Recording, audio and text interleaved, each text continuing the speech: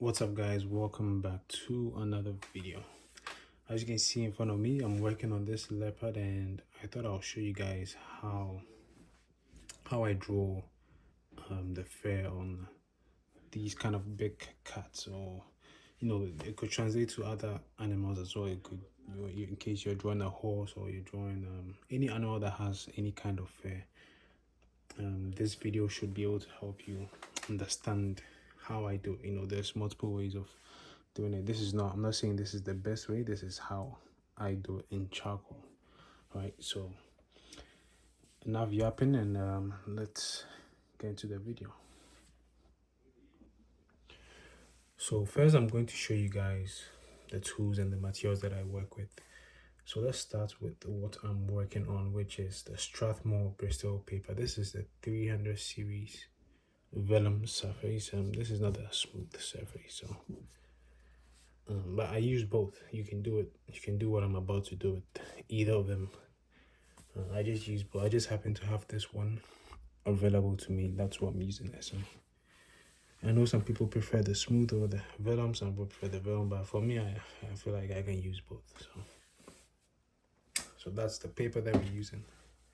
And for the charcoal we're going to be using some general charcoal pencils like these ones, or any charcoal pencils you have really would work. What else? Some white charcoal pencil. This is from Generals as well. Some black colored pencils, but you don't need to use a black colored pencil. You could use, to be honest, you could just use the charcoal pencil. Like, you could use like maybe a hard version of the charcoal pencil, so that way you can have more how do I put it? I don't want the strokes to be as thick, so I want them to be fine. And because of how sharp the colored pencil can go, it can give me some really fine lines in between the fur, which I'll demonstrate as we go. And we'll use some gray pastel pencils as well. Again, you don't need this. If you don't have the gray pastel pencils, it's not the end of the world. You could use a normal pencil eraser or your Tombow mono zero eraser, because I'll explain what the gray pastel is for and why I say you can use your Tombow erasers or any other eraser you have. And even, to be honest, you could just use the white charcoal. It's all about how much pressure you use. And yeah, so I'll explain it once I'm demonstrating everything. And to apply or to blend everything, we're using some makeup brushes and paint brushes. So that was the makeup brush, and this is the paint brush.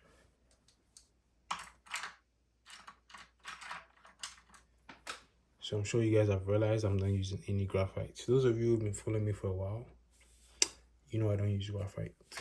Well, I used to back in the day, but not anymore. So now, last but not least, did I show everything? Yeah, last but not least, we'll be using the charcoal powder, which is, it's just basically this gray charcoal set that I shaved down with an X-Acto knife or a box cutter knife. You could even use sandpaper if you want. So I shaved it down into powder form, and then I put it into containers. So it comes out like this. This is one of the shades of gray. I don't know if you can see, but yeah, you can see it in the container there. And then I have like a darker one it has 6 different shades of gray, from white all the way to dark gray. And then you're wondering, okay, so what about the blacks? So since it goes to dark gray, it doesn't have a black, I use a normal black compressed charcoal from Generals or whatever brand you want to use. Faber-Castell could be from anyone. You could use the black compressed charcoal as your 7th grade of charcoal powder, you know. So because this one comes in 6 different shades of gray, and you need a black one, you could just get a black compressed charcoal from any brand you want, shave it down to a powdery form, and then you have a 7th grade, which is the black. All right, so now we've gone over the tools and the materials that we're going to be using. So now let's just demonstrate what demonstrate how I create the fur. Right, so putting up my reference. Okay, so I'll try my best to explain what I'm looking at, because I know you guys can see it, but so I know some people like to draw the spots first. You can do that. Like, to be honest, you can do that. It's fine. But what I like to do is so I'm taking one of the medium tones of the gray charcoal. If you want, you can build up from really, really light, but for what I'm doing, I know what I'm doing. I've done it for a while, so I know this wouldn't cause me any problems. So if you're worried about going too dark or whatever, you can just build from really light, which is what I always advise. Build from really light all the way to the tone that you want. So I'm going to grab like the medium grade, and looking at my reference, okay, so I'm just going to apply this with my makeup brush like that.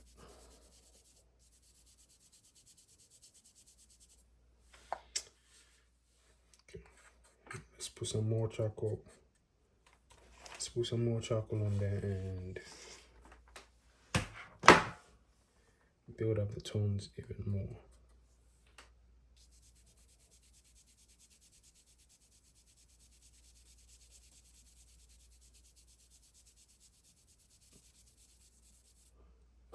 Okay, so that's our first layer of charcoal. We call it the undertone, you know. So then I'm going for the darker, a darker shade of gray. This is actually the darkest. This is the number 6 that I'm about to use. So you're wondering, like, it's a light fur, so why am I using a dark grade of charcoal?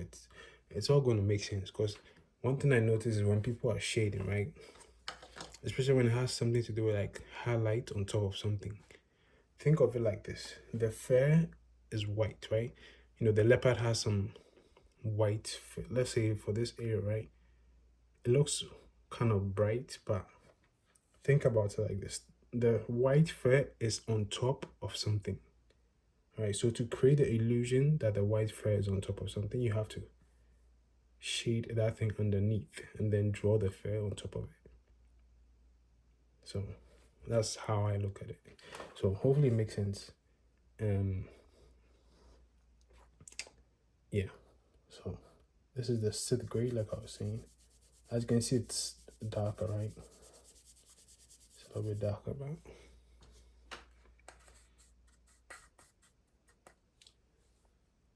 and that's no worries. Even though we're going to like create some white fur, it's like I was saying, we have to shade what's underneath the fur first, and then we can put some highlights on top. So I'm happy with this. Now let's create the dark spots that we see on the leopard's fur, right? So this is where my charcoal pencil is going to come in. So just to map out where the dark spots are going to be, I'm going to use my hard charcoal before I go in with the soft. So looking at my reference, hold on, just to make sure I'm on the right. Yep. So I can see, by the way, you don't have to, you don't have to go exactly the same thing as your reference. It's fine if you miss, no one's going to realize that, oh, this spot is not in the right place. No, it's your art. You can do it however you want. So I'm just trying to get the general direction of, or the general area where the dark spots are with the hard pencil, and then I'll go in with my soft pencil to make it darker. So if anyone is wondering why the stick is underneath my hand, I'm sure most of you know, but it's just to prevent my hand from touching the paper. So I have these ridges put on both ends, so that way it's on the wall, right? And that lifts the wood from the paper. So that way the wood actually isn't touching the paper. There's a gap. As you can see, my pencil can go into the gap. So that way nothing is touching the paper and my hand is resting on the wood, so I don't get oils from my hand onto the paper. So that's just in case anyone was wondering. All right, so I'm happy where my spots are. So drop the hard pencil.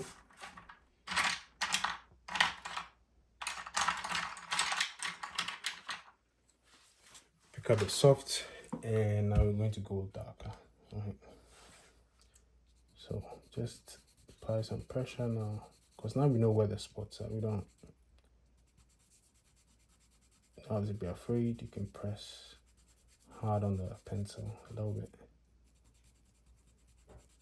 Like I said, even if it's not the right, if it's not as precise as the reference, it's so good. No one is going to notice.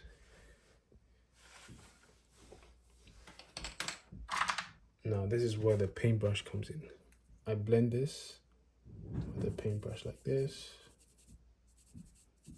And just soften everything up like that, so it doesn't look too hard, right? If you know what I'm saying. So now we have this. Now it's time to create the fur, like I was saying. So take this as like the thing underneath the white fur I was talking about. So this is where the gray pastels come in. And I remember I was telling you guys, if you don't have a gray pastel, you could use like a Tombow eraser. So let me grab a Tombow eraser and see if you guys can see what, because I know a lot of you have this tool right here. So this is basically what I was going to do with the gray pastel. So as you can see, it was just creating some little lines like that. She's creating the same effect as I was doing. So again, you don't have to use a gray pastel. I just like to use it because all right, so creating some general random gray furs going in different directions, mainly going upwards, but a little bit to the side, and then okay. So I'm happy with that. Now for the brighter highlights, we need the white charcoal. Okay. So this is where the white charcoal pencil comes in, like that. And I'm just going to put in these, go up and down like that.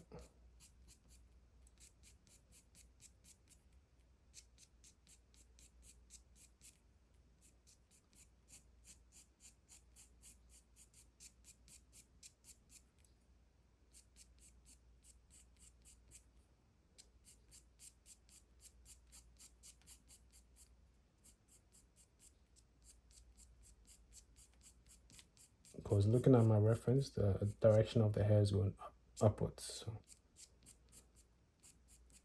So and don't be afraid to overlap. In case you're drawing like a big cat that has spots like this, don't be scared to overlap with a white pencil like that. It creates even a more natural look. So now that we have that, I'm happy one more thing, I'll just grab, this is where the black colored pencil, remember I told you you could use a black colored pencil or you could use a hard charcoal. So this is why I use a black colored pencil. Where is it? Okay. The reason why I use it, and this is, show you guys right now, just to create those little shadows in between the furs to create the illusion of them overlapping. Some overlapping some, and you know, you guys get what I mean. And then on top of that, you can just use a color pencil to reinforce some of the dark spots. If you feel like you overlap them too much, you can reinforce them, bring them back a little bit more. And like I said, just use the black pencil to create some dark lines in between, which is going to create the illusion of the furs overlapping, or some being higher than some. So it's just going to create depth, basically. That was the word I was looking for, depth.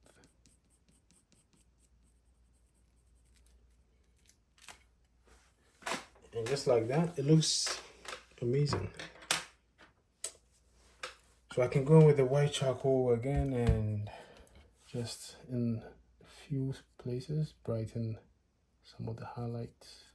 Again, the brighter the highlight, it creates an illusion of that strand, or that strand of hair being on top of another. See that? So simple as that. So that's it. That's basically the video. So it was just a run. Just use this small section and you can apply this on any part of the drawing. So just because I was going upwards, if you look at your references, you can see over here on the nose, getting to the nose, the fur kind of curls upwards and then some of them curl downwards. So if you need that, you just follow the direction, right? And that's it, guys. So I hope you guys enjoy this video, and I'll be bringing more tutorials. Now I know I've been away for a long time, but now I'm going to make sure I bring a lot more tutorials. I haven't done the whiskers. Yet. I want to finish the body before because the whiskers are going to overlap. So yeah, I don't know. Let me know if you guys want to see more videos on this, but I feel like it's just the fur you guys could really want. But if you guys just want to see videos of me working on it, that's fine as well. I can record and then post some real-time videos of me working on it, like other areas like the ear, if you guys want to see the ear and everything, I could show you. Right, so thanks for watching again. Please like, subscribe, and share the video if it helped. Like I said, I'll be bringing more videos, and I'll see you guys in the next one. Take care.